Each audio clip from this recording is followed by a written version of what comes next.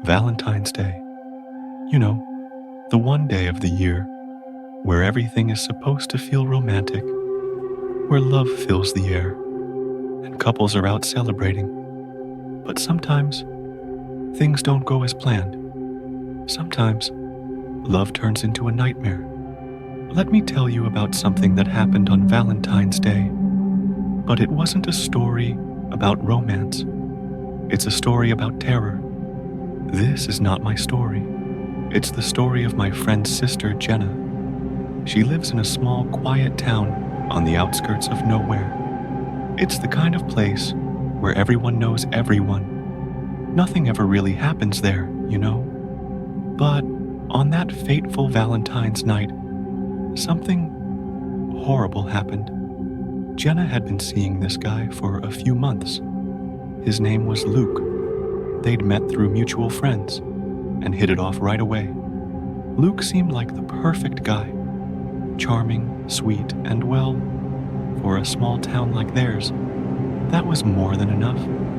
They'd planned a quiet night for themselves, at her apartment, dinner, some wine, maybe a movie. Simple, cozy, nothing too extravagant. Just a night to relax and celebrate. But something changed that night. Jenna's night started like any other. She was getting ready in her apartment, setting up for the evening, making sure everything was perfect. She had just finished decorating her apartment with some subtle Valentine's Day touches. Flowers, candles, a bottle of wine ready to be opened. She checked the time. It was getting close to when Luke would arrive. But as she stood by the window, watching the snow softly fall outside, something felt off. She couldn't put her finger on it, but there was an unsettling feeling creeping up her spine. Maybe it was just nerves. She had been looking forward to this night. After all, the doorbell rang at exactly 8 p.m. It was Luke. He was holding a bouquet of flowers in one hand and a bottle of wine in the other, his smile wide as always. At first, everything seemed normal. They greeted each other, exchanged pleasantries, and sat down to eat. It was supposed to be a peaceful, romantic night, but as the evening wore on, Jenna started to notice something strange about Luke's behavior. He seemed distracted, like he was lost in thought, staring at her, but not really seeing her. His eyes seemed hollow, distant. At one point, while they were talking, Luke stood up abruptly and walked over to the window. Jenna asked if everything was okay, but he just muttered something about checking the time and quickly turned away, brushing it off like it was nothing. Jenna, trying to ignore the strange behavior, shrugged it off and suggested they watch a movie. But when she went to grab the remote, she noticed something. Luke had been acting too normal. The way he smiled, the way he laughed at things that weren't funny. It was like he was trying to be perfect, almost too perfect. Then, things took a darker turn. Around 10:30 p.m., the doorbell rang again. This was strange, because no one was supposed to come by. Jenna hadn't ordered anything, and they weren't expecting anyone. Luke froze at the sound of the bell. His face turned pale, and for a moment, he stood still, staring at the door. "Who's that?" Jenna asked, raising an eyebrow. "I don't know," Luke said, his voice trembling. "Stay here. I'll check." Jenna, confused, watched as Luke slowly walked to the door, peeking through the peephole. His face went even paler. He turned around quickly and grabbed her arm. "Jenna, don't open the door." She laughed nervously, trying to make light of the situation.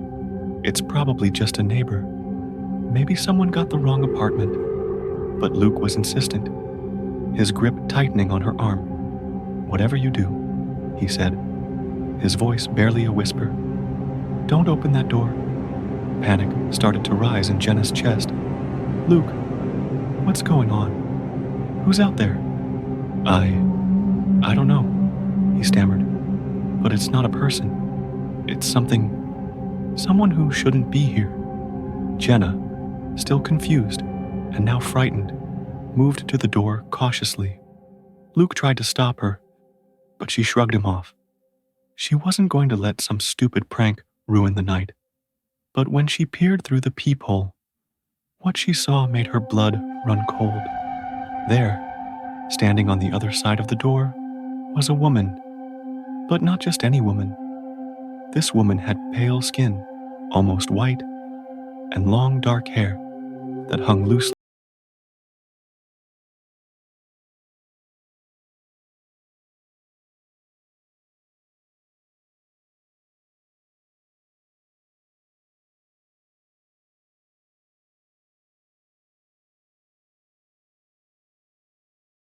Spoke.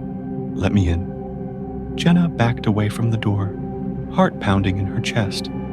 She turned to Luke, who was shaking, pale as a ghost. "Who is she, Luke?" Jenna whispered. Luke's expression was one of complete terror. That's the woman from my past. She can't be here. She's dead." Jenna stared at him, in confusion. "What do you mean? Who is she?" Luke was barely holding himself together at this point. "I'm sorry. I should have told you sooner. She's someone I knew a long time ago, but she's gone now. She died years ago. I thought I was done with her." Just as the woman on the other side of the door knocked loudly, Luke bolted towards the window, yanking the curtains open. There, standing in the snow, was the same woman. Except this time, she wasn't alone. Behind her, there were dozens of figures, all standing in the darkness, all staring at the apartment. Jenna felt her heart drop into her stomach. The figures weren't human. They didn't have faces, just dark, shifting shadows. And as they all stood there, staring through the window, a cold breeze rushed into the room, and Jenna heard something that made her blood run cold. The whispering, not from the woman at the door. The whispering came from everywhere. In that moment, Jenna realized what she had to do. She had to get out, fast. But as she turned to run, she noticed that Luke wasn't moving. He was standing by the window, staring at the figures outside, his face locked in a terrified trance. Jenna screamed his name, trying to snap him out of it, but it was too late. The door burst open. The woman stepped inside, her hollow eyes locked onto Jenna, and then, in a voice that sent chills down her spine, the woman said, "It's time for him to come back with me." That was the last thing Jenna remembered, before everything went dark. When Jenna woke up, she was lying in her bed, alone. The apartment was silent, but she could still hear the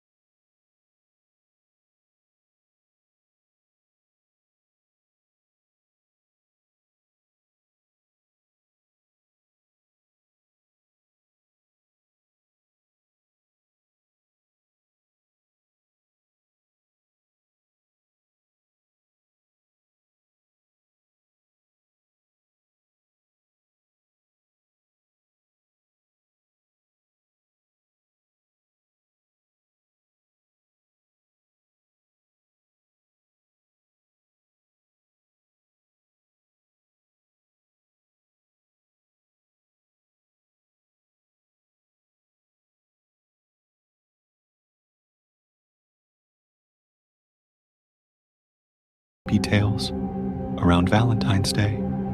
Stories of love gone wrong. Things that are supposed to be sweet, but take a dark turn. But I never expected to become part of one of those stories myself. especially not on a romantic weekend getaway. It was supposed to be the perfect Valentine's Day weekend. A small group of us, me, my girlfriend, and a couple of friends, decided to get away from the city and spend a weekend camping out on the edge of Navajo land. It was just us, nature, and the stars in the clear desert sky. There was something magical about it until it all turned terrifying. We had heard the stories, of course, Skinwalkers, the shape-shifting creatures that are said to roam the desert.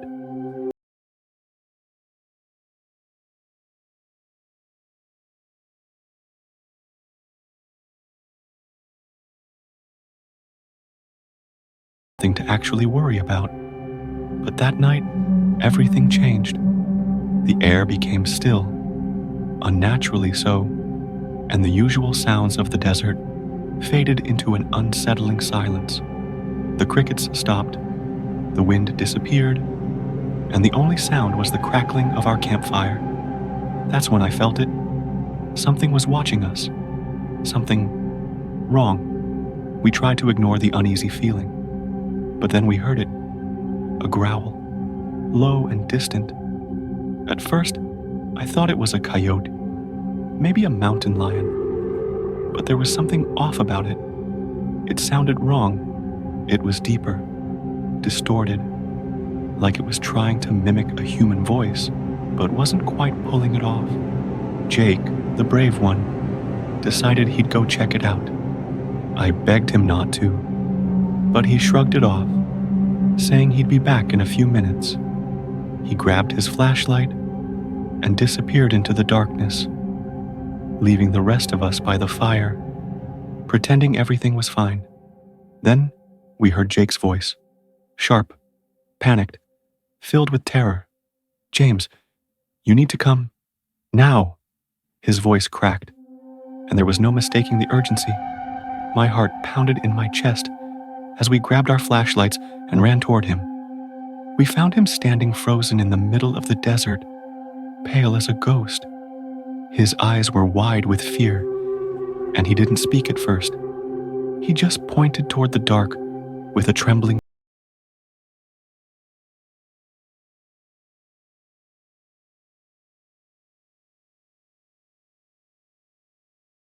voice. Jake stammered, his voice barely above a whisper. We followed his finger, and for a moment, I didn't see anything. But then, something moved. At first, it looked like a shadow, an illusion caused by the flickering firelight. But no, this thing was real. It was tall, too tall, far taller than a human should be. Its limbs were unnaturally long, stretching at odd angles, bending in ways that made my stomach turn. Its arms dragged along the ground like they were designed to move in an impossible way. But the worst part? Its face. I wish I could have looked away, but I couldn't. Its face wasn't a face at all. It was stretched and pulled tight, pale skin over bone, like it was trying to wear someone else's face. There were no eyes, no nose, just hollow spaces where human features should be. Its mouth was wide, far too wide, and opened in a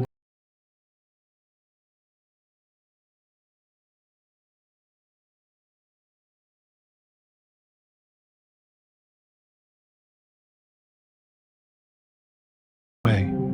Instead, it just stood there, watching us. The air around it felt thick, like something was about to snap, and all I could do was stand there frozen, heart racing, and then it laughed, but not like any laugh I've ever heard. It wasn't human. It was a distorted, mocking cackle that sent chills down my spine. It was clear in that moment, this wasn't just some animal. It wasn't anything natural. It was a skinwalker. Jake snapped first, shouting something I don't even remember what. And in that moment, all of us turned and ran. My feet barely touched the ground as we sprinted back toward the camp. But even as we ran, I felt it. Something was following us. I could feel its presence just at the edge of my vision. But every time I turned around, there was nothing there. It was watching us, waiting for the right moment to strike. We didn't stop until we reached the car. And even then, it wasn't over.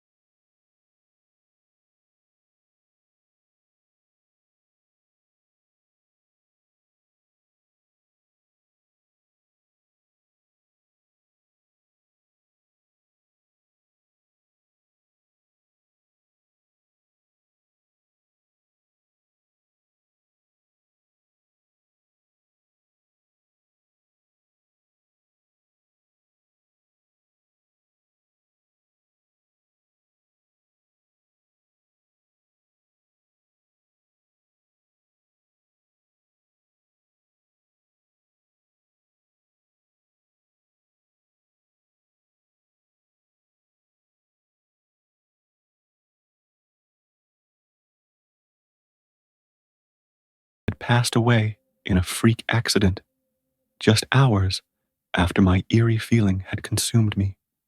It was as if I had known it, even if I couldn't explain it. And then there was the time I felt the presence of my grandfather. It was the day before Valentine's Day, when I was about 12. I had a strange, unsettled feeling all day. It was supposed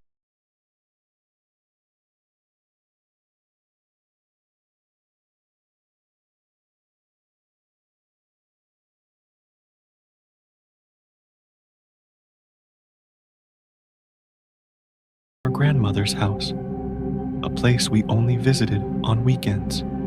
She wouldn't tell me what was going on, but as we got close, I heard my grandfather's voice whisper my name. It was clear that he had passed away that day, though my sister didn't know yet.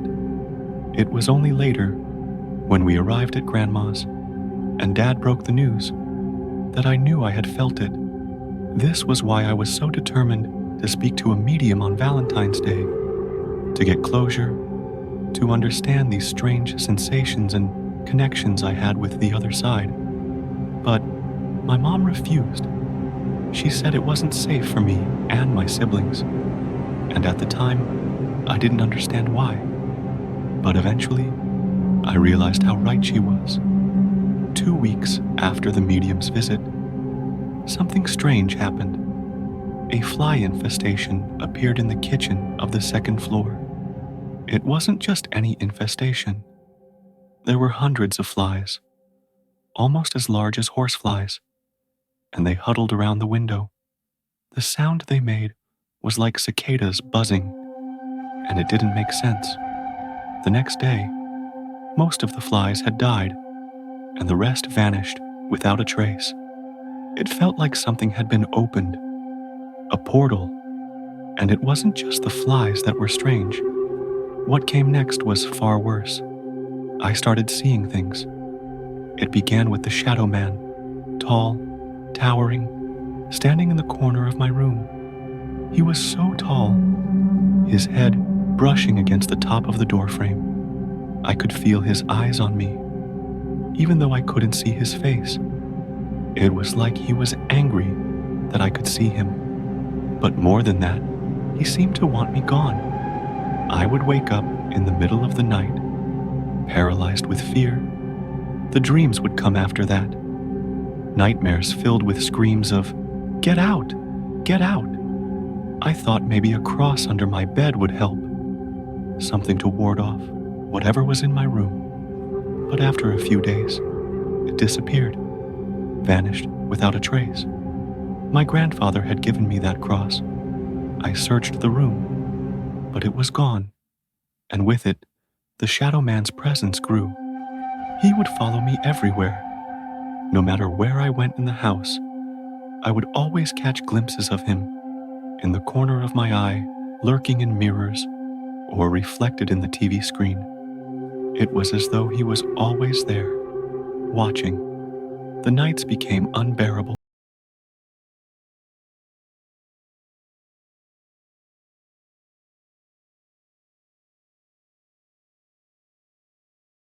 Believed me, not even my dad, who started to notice strange things happening after the medium left. Things began to escalate.